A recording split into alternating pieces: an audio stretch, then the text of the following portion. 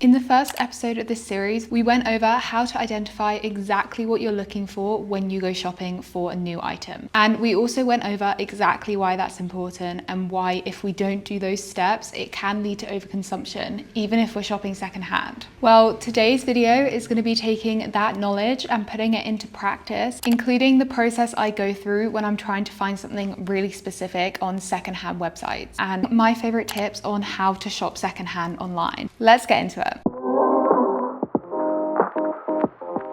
So the actual reason behind wanting to do this whole series was the fact that overconsumption and underconsumption have been trending recently.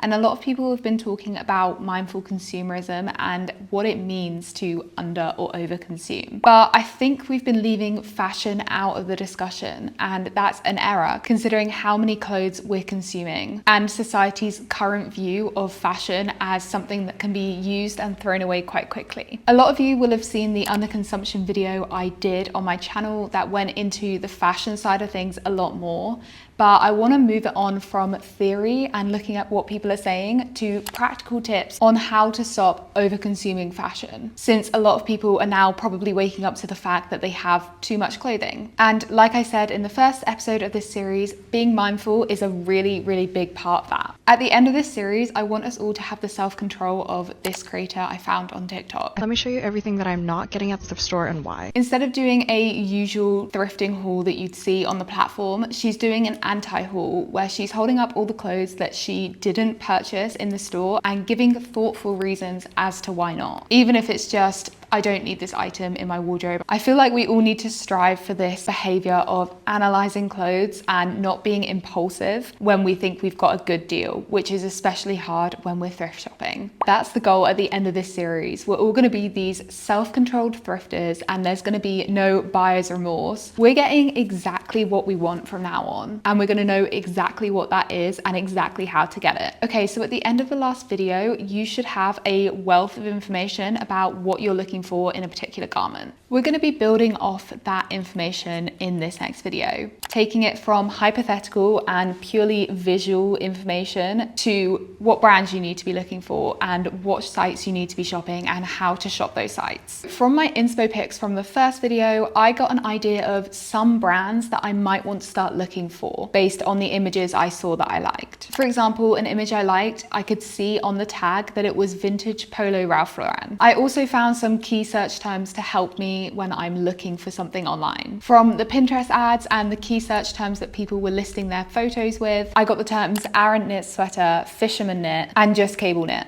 Before we get into the shopping process, just a quick note, it's maybe a better idea to shop what you're looking for out of season. Not only is this the best strategy probably for price, you'll also probably get pretty good finds because people will be getting to the end of the season and realize they didn't wear something for the entirety of that season, so they're ready to list it now. Of course, you kind of also have the opposite school of thought where people will get to the beginning of the season where they might wear an item and realize they don't like it anymore, and they'll be refining their wardrobe before that season, so they might list a whole bunch of items knowing that people will be searching for them. So although I do kind of like the idea of shopping out of season, I don't think it's the only choice. Okay, when it comes to secondhand shopping online, I think there's two routes to follow. There's a more refined way, and this is definitely, I think, better for people who don't have a lot of time or are more used to shopping from organized sites where things are laid out really nicely for you. They may be color coded or they're very aesthetically driven. And then there's another way where you're probably more likely to maybe get a better deal, or you're more likely to see more, to understand more about what's out there,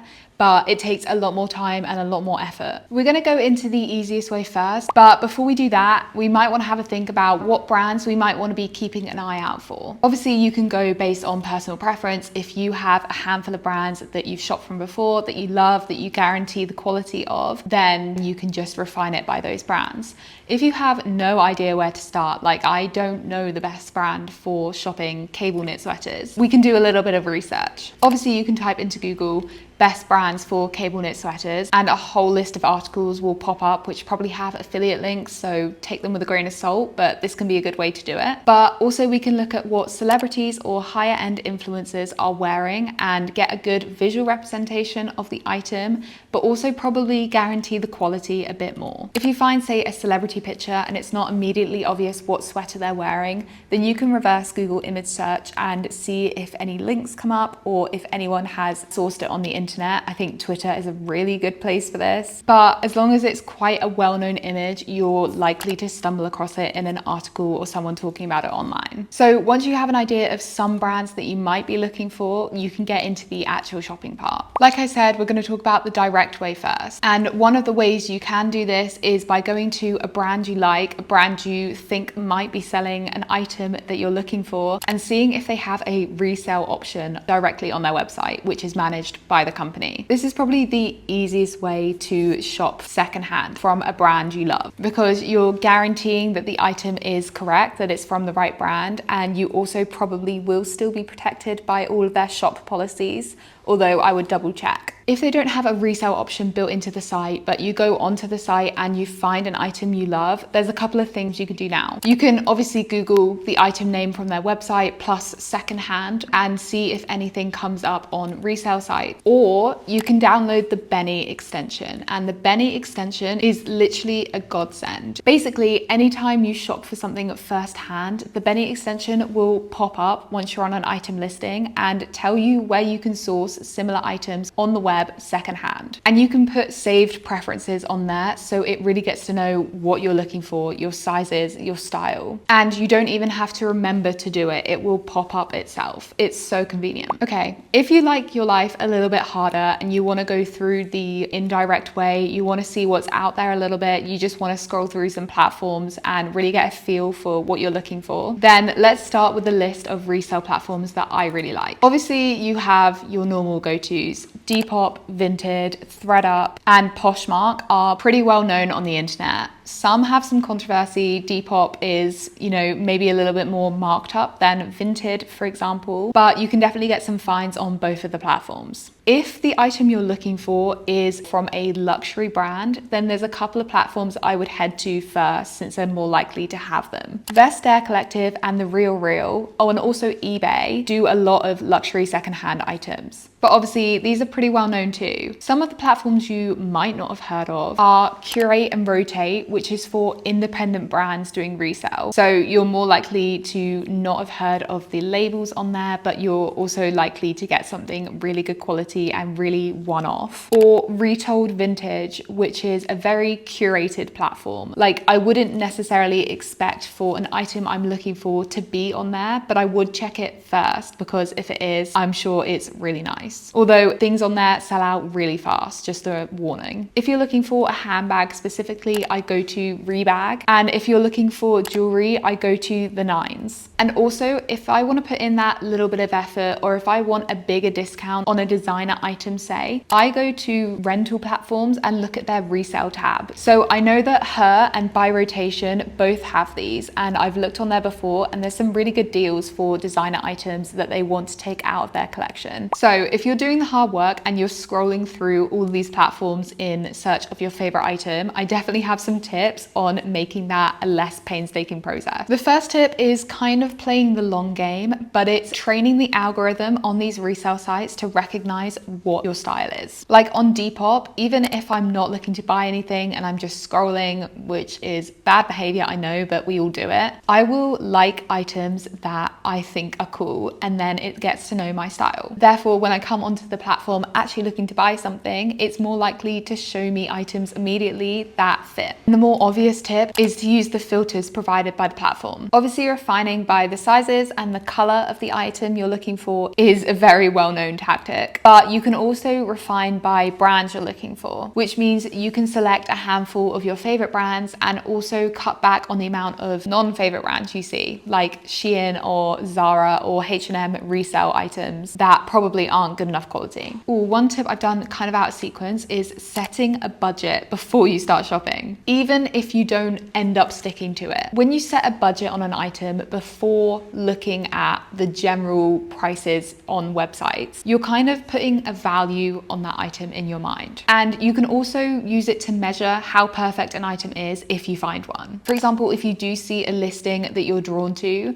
you can ask yourself, am I willing to spend my entire budget on this item? And if the answer is no, you need to ask yourself, why not? What makes it not perfect in your mind? Does it have something wrong with it that I wanted to overlook, but I'm hesitant to because I'd be paying? Regardless of whether you're doing the more refined route or the do-it-yourself painstaking method, there's a few tips I have to make sure you're getting the exact item you want. I would generally start really refined with my search and weaken it over time as I don't find what I'm looking for. That's because I don't like scrolling. If that's not you, then ignore that step. But my search will start off with something like oversized, cream colored, cable knit sweater, and it will be refined by sizes 10 to 14 maybe if I'm looking for oversized, and by the brands that I'm looking for, and I'll see what the sites bring back to me. If there's not a lot on the page, then I'll just start deleting in order of least importance in my mind, and hopefully it will show me the right thing. Okay, things to keep in mind when you're looking through the listings is knowing your body's measurements and making sure that the garment will fit you in the way you want it to, because a lot of these sites have painstaking and awkward returns policies, or they don't have them at all. So you need to make sure that it's the right thing by measuring, since you can't try it on. The next tip is not being put off by ugly photos, and I definitely struggle for this, and that's why I often do the direct method I talked about and scroll through a company's really nicely curated website rather than digging through resale. But if you are going to dig through resale, make sure that you're not blinded by a flat lay picture that looks horrible, in the same way that you're not blinded by pretty privilege and nice backgrounds of people's Depop listings. Try ignore all of that and just focus on the garment. I think the next tip is really just being suspicious of a listing, but specifically I mean really paying attention to the description and making sure you do a reverse image search on the photos before you buy. Make sure that when you reverse image search, there's not a ton of drop shipping products that come back to you. If there is, it doesn't mean that you can't buy the item, but I would definitely go back to the seller and ask for a proof of authenticity. They can send you the garment's labels, because I've been burnt before and now I'm just so suspicious of anything that looks too good to be true. Part of that suspicious step is paying attention to the materials of the garment. You should already know what kind of materials you're looking for from the first video, but make sure that you don't forget that step when you're scrolling through. Once you've found an item you're interested in, you should be reading reviews for the seller and definitely go into their profile and see what else they're selling. If they've got a massive amount of items, or if they're selling multiples of an item, I'd be more likely to think it's a front for drop shipping or something shady's going on, rather than someone just listing items from their wardrobe they no longer want. Of course, you can also do this by paying attention to the price. Like I said, if something looks too good to be true, then it probably is. The last tip is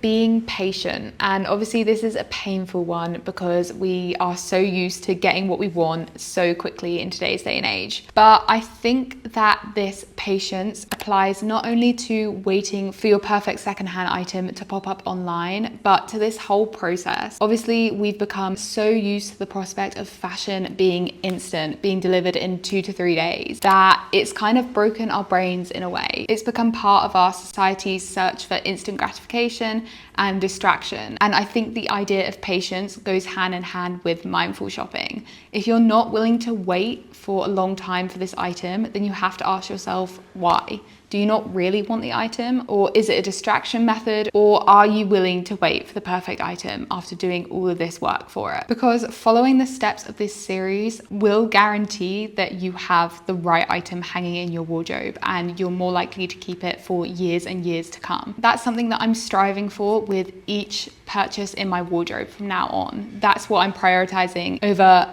everything else, over price, over convenience, over time, because that effort is worth it to me. And I hope after all I've said, it's worth it to you too. I know people are gonna have tips that I've missed, so please comment them below. I'll be doing a third episode in this series, although I'm not sure what yet. So if you have any questions or anything, leave them below too, so I can maybe use one of them for a video idea. But thank you so much for watching this video. Please give it a like if you like the series, and I hope you have a lovely day, and I'll speak to you really soon. Bye.